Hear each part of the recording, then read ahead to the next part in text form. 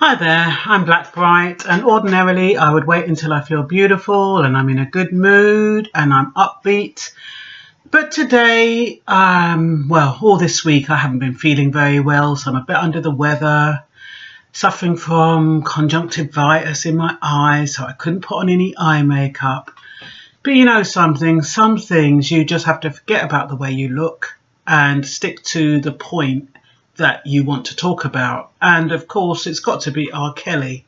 Now R. Kelly, a lot of us black people back in the 70s, 80s loved his music. I still do. It was very provocative, it was very erotic, and that is what he was renowned for, being a very erotic and provocative artist. Now, several years later, he is now being accused of child molestation, paedophilia, and all of those things. And I listened to his 20-minute YouTube video with his track I Admit, and it was interesting because he was admitting to being sexually involved with women, but he was more or less saying that they were willing and that they were pursuing him anyway. Regardless of all that, it's very, very difficult to judge, to call this, because there are so many mitigating factors. He was molested by his sister from the age of 4 to 6. And she was 15. Ironically, 15 years old are the women that he's attracted to. Apparently his brother, Carl,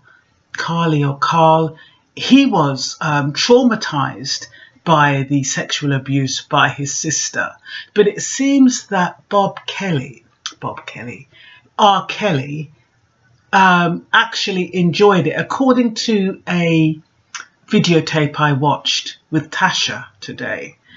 So what traumatized one, the other found provocative and sensual, and that is probably why he goes for the younger woman. And because also his sister, can't even remember her name now, but Teresa, because his sister was a willing victim, not a willing victim, but she was the perpetrator who kind of encouraged them to perform sexual acts on her. It leads me to believe that he probably saw 15 years old as the benchmark for permission. Because if you're brought up in that a 15-year-old sister who is close to you, who you trust, is teaching you how to be sexual with her, wouldn't it be fair to say that if he met as an adult 15-year-olds who were willing and who wanted him, that he would follow the same thought process? I think we have to draw a line with the fact that he trained them as pets, if that's true, and the verbal abuse. I mean, it's very, very difficult to take out the parts where people are exploiting the experience from those that are genuinely traumatized. We have a section of women who wanted to advance their career and who admitted to advancing their career. We have women who lied about their age when they went with him. I know we have Aaliyah, who he married and tried to legalize it, which shows that he did have an element of I don't even know what to call it, because if you keep talking about the age thing, it does seem to portray that he's, it's illegal. But when you think of people in other parts of the world who get married off at the age of 8, who are taught to be wives at the age of 11,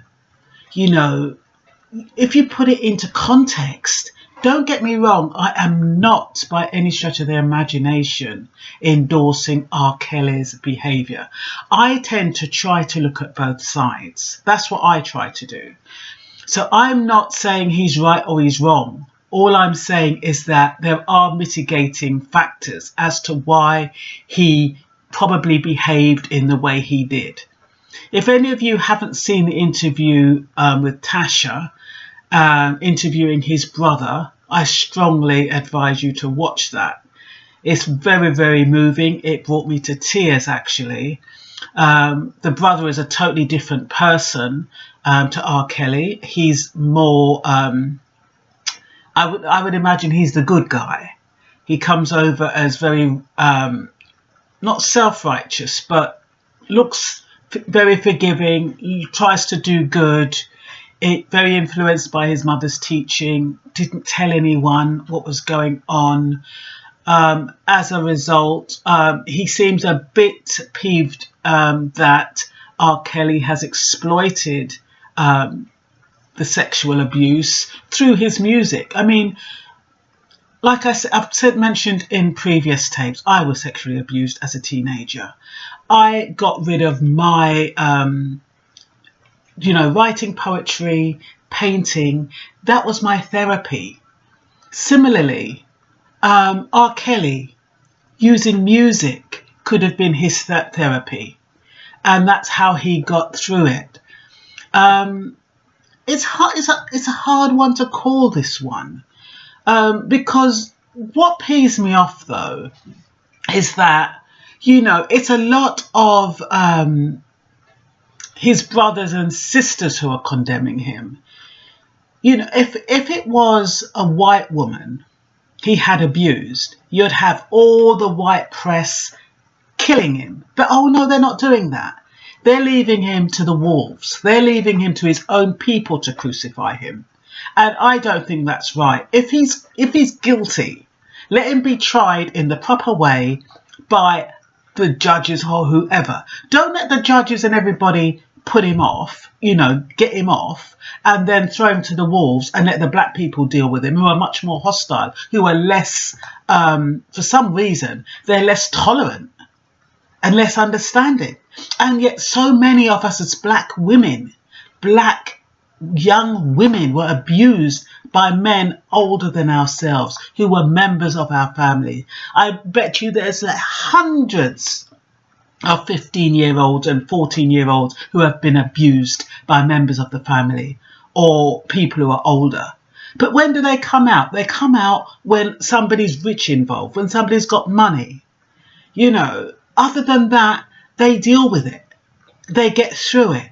And yes, there might be a few people who are traumatized by it, and there are other people who resolve it in different ways. But all I'm saying is, it's that, it's one rule for one. Bill Cosby, crucified because his victims were mostly white. I think they were probably all white. But R. Kelly, his victims were black. So therefore, what they've done is thrown it all out there. How the media does, throws out all these little bits and pieces and innuendos. Let black people draw their own conclusions. Then you have, of course, parents. I'm not saying all parents, but you have some parents who think, oh my, this is a good way to get some compensation for my daughter. But where were the parents when that 15-year-old or 17-year-old went to live with R. Kelly for 2 years? Where were they then? Where were the parents when they went off to auditions? And one of them, I think her name was Ezreal, her father said, they saw her car outside. So if she's old enough to drive a car, is she old enough to make other decisions about her life? She adamantly told her father that he was going to audition her and she was going there for a career decision. She made that choice herself. The fact that she's 15 doesn't necessarily mean she's manipulated. 15-year-olds are not stupid. And if she was feeling threatened or hurt, you can guarantee she probably would have said something. But at the time, it was R. Kelly. Yeah, a lot of people will say, jump at the chance at that time, in that era. So all I'm saying is that all the blame shouldn't be attributed to R. Kelly, because he's a man. And if you listen to the lyrics of R. Kelly in I Admit and not jump to conclusion. 19 minutes is a long time to listen to a track, and I can appreciate that. Some people probably see the title I Admit and think he's admitting to paedophilia. He's not. All he's saying is that yes, he's had sex with young girls, but they were the ones that came on to him. And oh yes, he should have been a responsible person. He should have said, look, you're too young, you're underage, like his brother did. Apparently, his brother's niece came on to him and he was in a position to say, look, I don't like what's going on. I don't like you coming on to me. Therefore, step back. Not all men are like that. And especially if you do have a fetish for younger people because of being abused by a 15-year-old, that should be taken into account. Surely. So I don't like the way everybody's jumping on the bandwagon and crucifying R. Kelly. I don't like it. Because, yes, you know, 15-year-olds are mature. 15-year-olds don't look 15. 15-year-olds might not psychologically or long-term know what they want, but in that moment, they do. It's not like he's abusing 5-year-olds, 10-year-olds. So, you know, let's lay off it a little bit and stop trying to exploit. I saw one of these victims, so-called victims. I shouldn't say so-called, that's being facetious. I saw one of the victims. She was saying, oh, you've got to buy my book. You've got to see my book. It's being made into a film. And, you know, I just think to myself, what is this really about? Is it about being abused, or are you taking advantage of everybody else, both the genuine and the disingenuous, with regard to how with R. Kelly's behaviour? I don't know. I don't think they should stop his tracks. His tracks have got nothing to do with his personal life.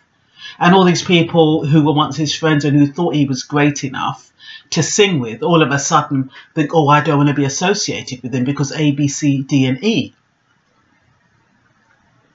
And apparently none of his friends are staying by him and none of his friends are saying, you know, give me any credibility. And that's a problem. When people get into trouble, you find that that is when your friends disappear, your so-called friends. People don't want to be associated with somebody who's in trouble, who's in the limelight, because they probably got so much dirt on them. They don't want to get themselves examined, because they will be. So what they do is they think, oh my God, this is a bit too hot for me. I'm stepping back. And so R. Kelly, in I Admit, is saying he's so disappointed with people who he thought was his friends, who are not standing up for him, who are not speaking up for him. They should know better. I don't know R. Kelly from a jam jar. I really don't. But I believe his lyrics in I Admit. I believe what his brother said in that interview with Tasha. And I believe that there are a lot of people out there who are exploiting rich people when the shit hits the fan. All it takes is for one person to speak out or one person to have anything on these people. And the thing is that it's always the people who are rich. Why don't they go and tell about the little old man or the little uncle? Why don't they talk about them, the uncles and the brothers and the whoever they are who's abused them? But no, they latch on to the people who are rich. They know they're going to be paid in some way or another. They're paid for their stories, and I don't like that at all. So my empathy goes out, my sympathy goes out to genuine victims. It really does. If he tied up people and treated them like animals, like pets. I understand he abused his wife. My empathy goes out to her. I too was abused by my husband, so I know what it's like.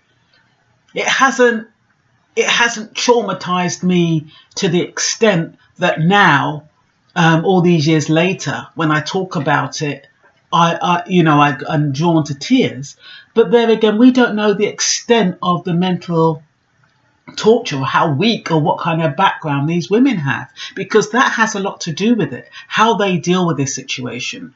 If women themselves have been abused or are weak or who are insecure, who have any other kind of mental instability or something wrong, they are bound to feel affected badly by this.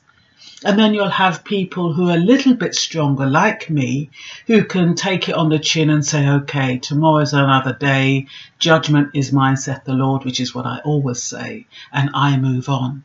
Not everyone can do that. Not everyone is strong enough. And like I said, a lot of these women who went to R. Kelly were probably came from homes where they didn't have the support, who they weren't taught to, and they didn't have that self-esteem, so that they didn't need to live vicariously through someone else. And when you find that young women run off with film stars or pop stars or the best guy in class or the best guy in school, it's because they need to be validated, and they're not being validated at home a lot of the time. So we have to put a lot of things into perspective. I hope I don't come over as biased. I might do, but you know, it's just the way I feel. Like I say, you know, I'm not a connoisseur. I'm not qualified on any subject. I just state my opinion. Like they say, a lot of this is for entertainment purposes. Don't take me too seriously, but it is. I do like to give food for thought, and that's all I'm doing. Thank you. Bye bye.